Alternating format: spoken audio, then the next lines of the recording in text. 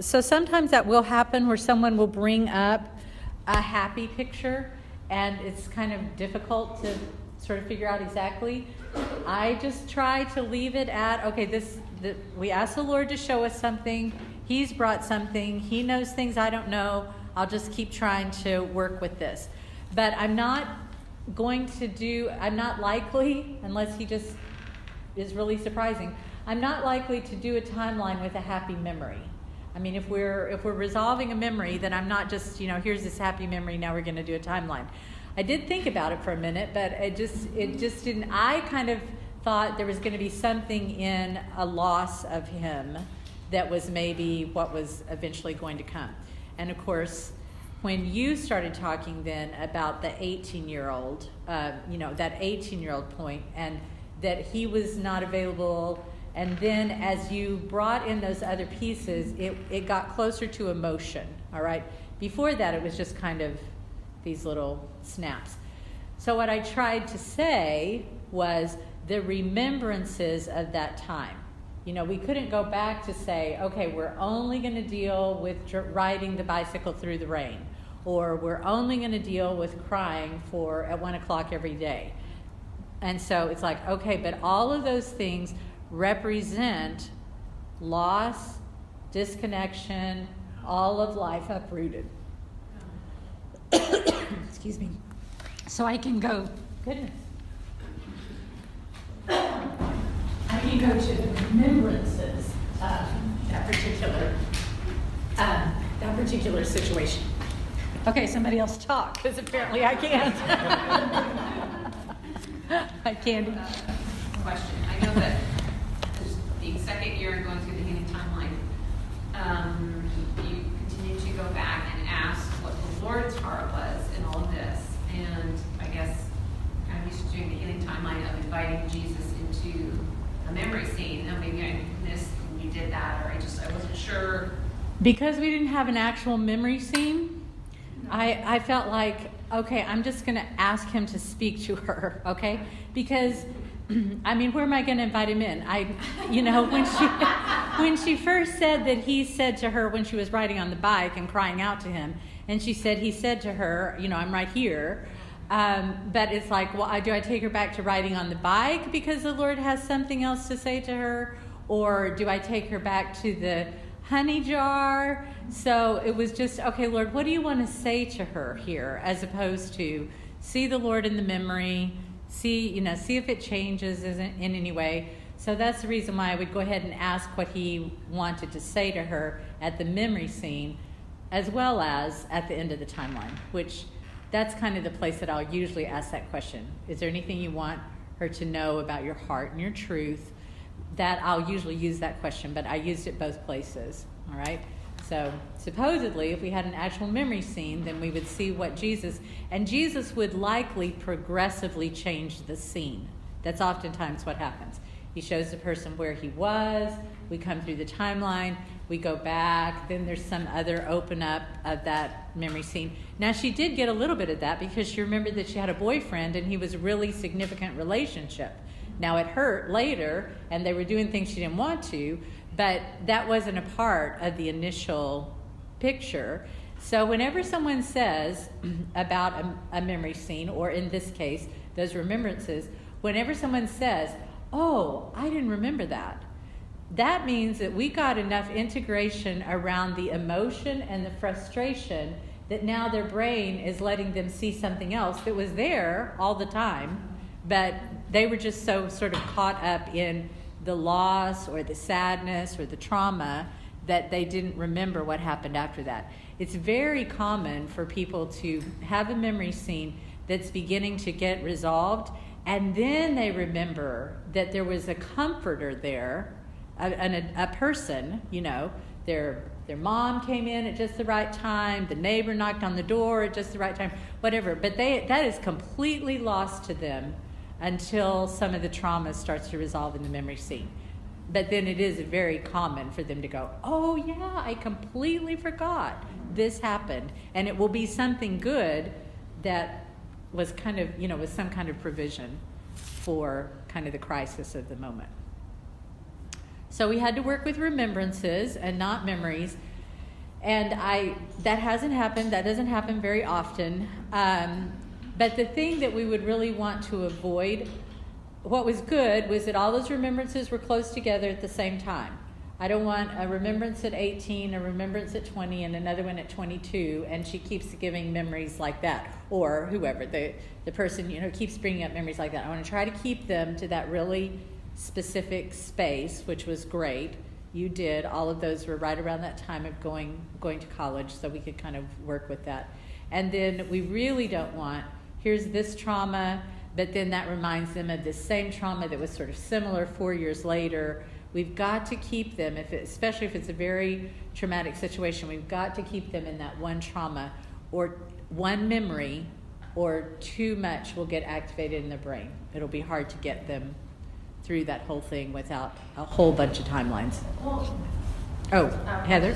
When you asked about the presenting problem, like in the last couple of days, I remember I thought the memory was going to be sitting at the dinner table, a different dinner table at a different time, and being told to eat my food and me saying I'm not hungry. So I thought that was going to be, remember we talked about that? That Yes. was going to be my issue, and we laughed at it. I think Uh-huh. So I was surprised when it was the happy time, not the Right. not the frustrating time. And I think that's, that is surprising too. I mean, there have been a few times that we've ended up with a happy one. But if I were trying to understand what I think the Lord was doing, he wanted you to feel the loss. Because I think that the comfort of food is related to that really significant time of loss when everything was gone. Right. And so he let you maybe feel that remembrance of how great it was with your grandfather, because then you were able to have more of a sense of loss there. LaDonna? Being the one that had it, was the person, I feel like you did everything right. I mean, I don't feel frustrated. Okay, So good. I feel like it was really a healing session. Okay. Yeah. And my sense about it is that you're going to see some level of change. Yeah. I really believe you are, because I feel like that was the place of shift and loss that kind of pushed you toward, I've got to have some kind of comfort here. There's Right. got to be some kind of comfort, and so I think you'll have some more freedom personally, just based on what we saw. Okay, LaDonna? So something slightly random is being pointed out to me, standing out to me. So I imagine that this group knows what you here and some here know about what you mentioned about how in going out into the real world and really actually being a clinician of a person who's being a participant, I think those are the charts anyways, how do we know if we're doing it right? We don't rely on ourselves, right? Is that we've got to just know that God has it first and foremost. And one of the things that's really being highlighted in this to me is that it's not all on the clinician. We have to also go into this with the faith and the belief, whatever faith and belief that we have, of recognizing that even when we're stumped, or we don't know where this is going, or wow, this is really kind of different than I normally would, we gotta recognize God has that ability to speak to the person who is receiving the healing and recognize that they, how much they are able to be included on their own session to bring about whatever God is doing and saying also. So just to take off a little of that pressure, to know that God is the God of both and all. Yes, I agree with that. Yes, Donna ma'am. wasn't here when we got the word that you can't do it wrong. She just summed it up again. Yes. We can't do it wrong. Yes. So I don't know if this is, I think this is okay. So something that kept reoccurring to me in watching was the crying at 1 and it being after lunch probably, and maybe there was something comforting there and then lost. I just wonder if the timing, you know, it was like somehow, was there something that happened before then that triggered the 1 o'clock? But that's just reoccurred a few times to Okay. me, so I thought I'd share that. It might be nothing, or it might be something the Lord will use. Uh-huh. Yeah. Okay. Could be. Michelle, you have something that goes with that? I piggyback on that with food allergies. What were you eating? Say it again. I would piggyback on that with food allergies. What were you eating that might have been consistently triggering your body to react that way? To trigger her body to react that way. When? Oh, with tears? Yeah. Uh-huh. Oh, uh-huh. Okay.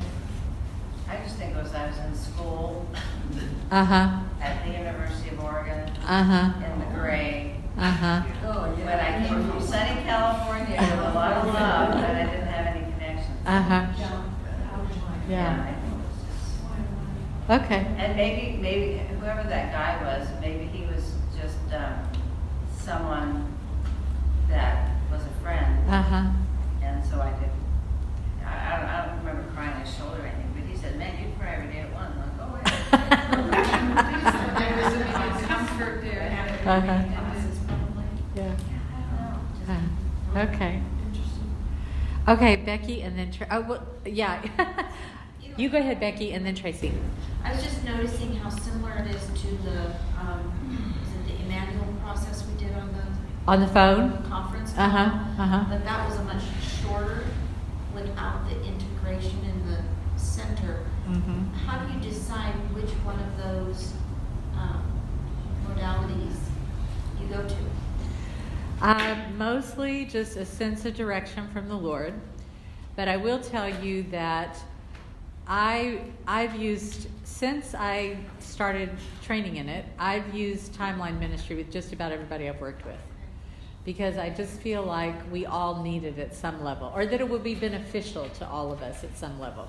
So oftentimes I will go ahead, if it's someone that I'm going to be seeing for several sessions, we'll go ahead and make a timeline pretty early in the first or second session. And then after I have that available, I'll decide what, maybe we won't use the timeline because it would be better for us to use a manual process this day. But usually I use this for just about everyone.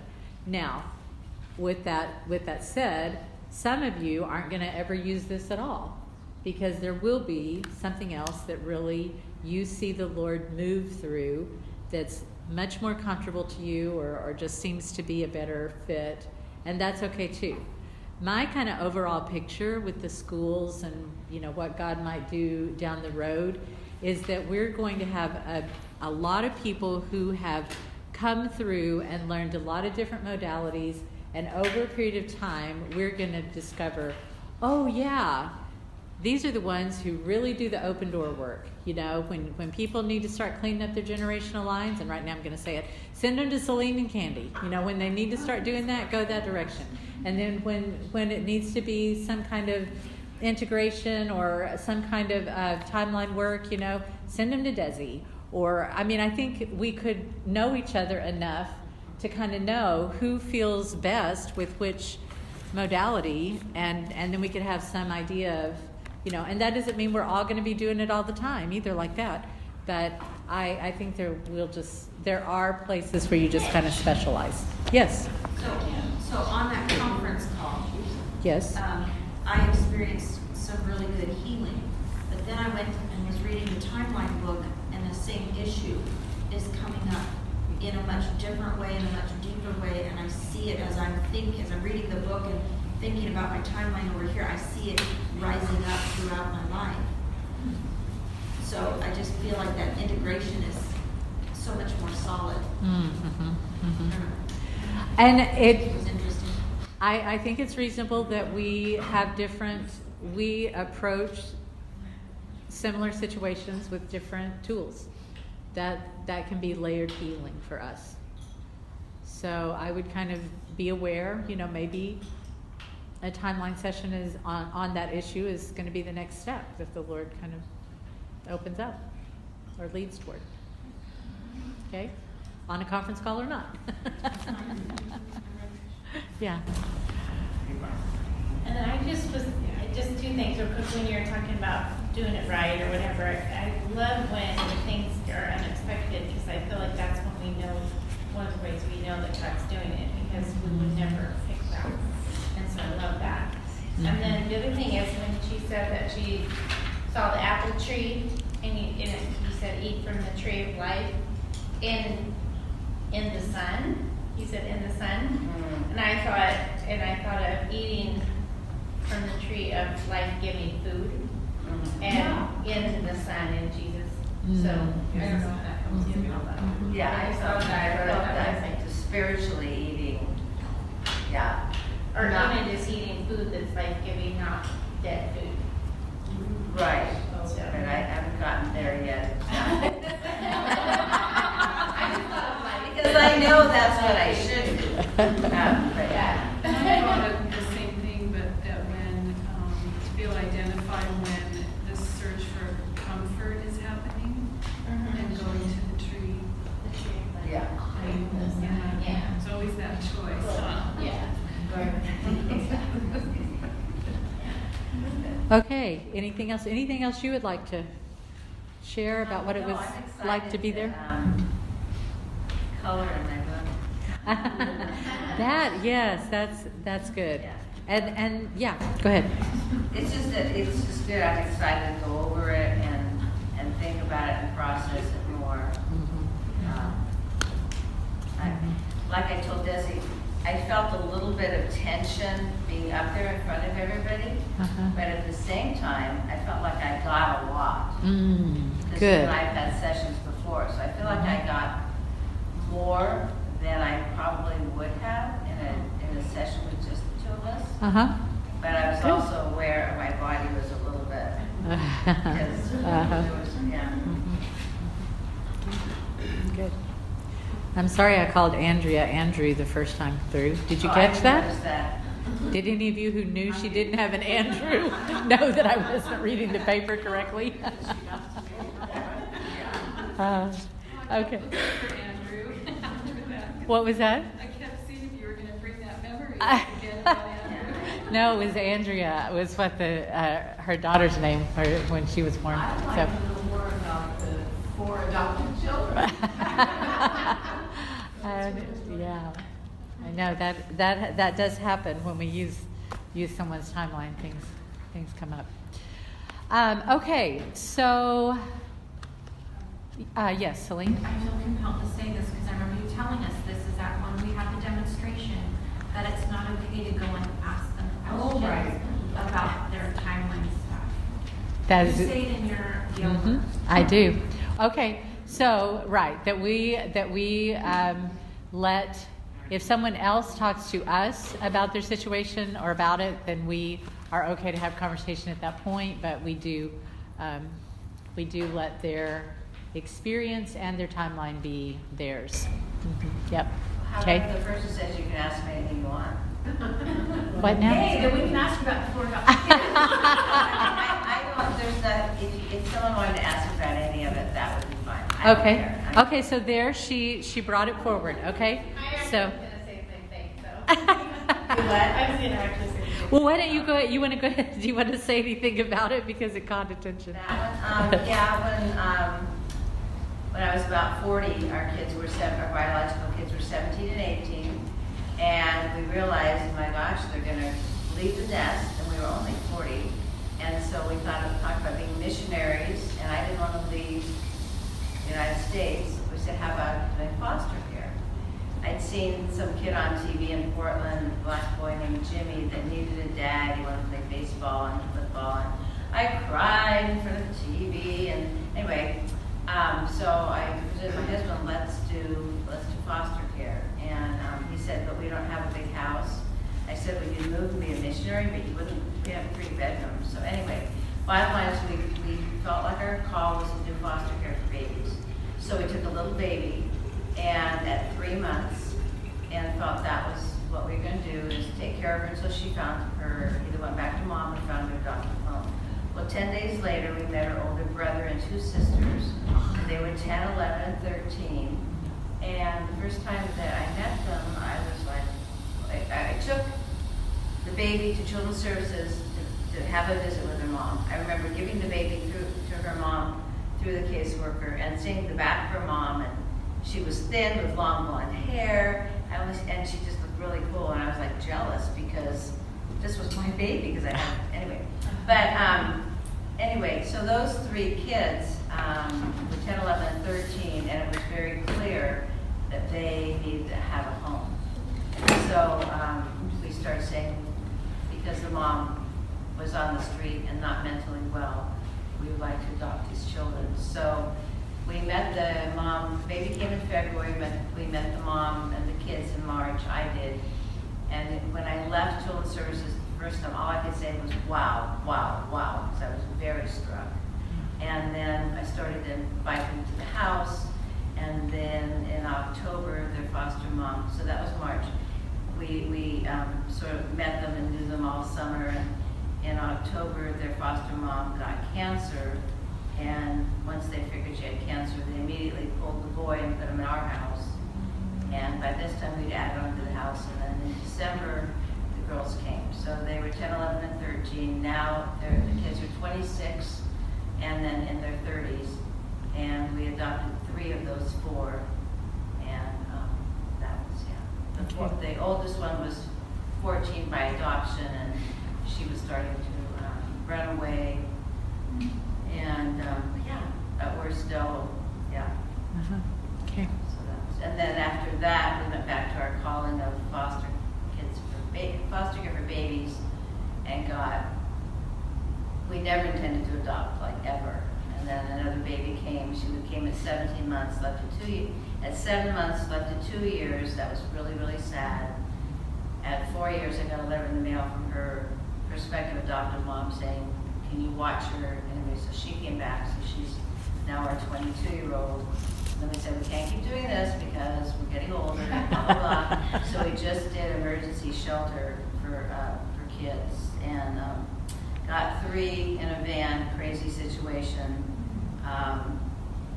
One of them was with us for 5 months, went to his adoptive home, was there for 4 years. That failed.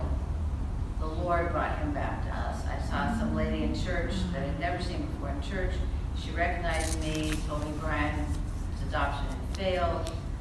I said, oh my gosh, what do you know about him? She said, he's Molly's. I went to Molly's. Basically, he's our 21-year-old now. So, Wow. And the baby, Amazing. the one, the original baby? yeah, the 4th. Yeah, she's my 26-year-old daughter that I'm accused of loving too much. And she, Amazing. God bless her. It goes on because she has 2 children and is engaged. And even this week, I spent 2 whole days with her baby infant that's 5 months old. It's the gift that keeps on giving. He was quite sick this week, so yeah. So we have a prospective wedding of her in June. So how many children do you have? We have 7, 2 biological, 5 adopted, and then 1 that was part of that sibling group that didn't get adopted, and that's been probably the hugest frustration for all of us. Yeah, just because, yeah, hard to say. You want to figure out why it didn't work. Mhm. But like, she really loves me and I really love her, and so that's good. But she's had 4 children, all of whom have not been well cared for. So that's been the tough part. Okay. And Thank you. It gets messy. Thank you for sharing all of that. Yeah. Very good. Okay. And in 1 year, we had 2 kids have mental health breaks, Okay. and that's when the Lord connected me with New Hope, and I would live stream and I'd just cry, and because that was the best worship I could find at that point in my life. Very good. Yeah, New Hope, before they were here. This is yeah. Good. Okay. Okay. Anything else on the this last demonstration.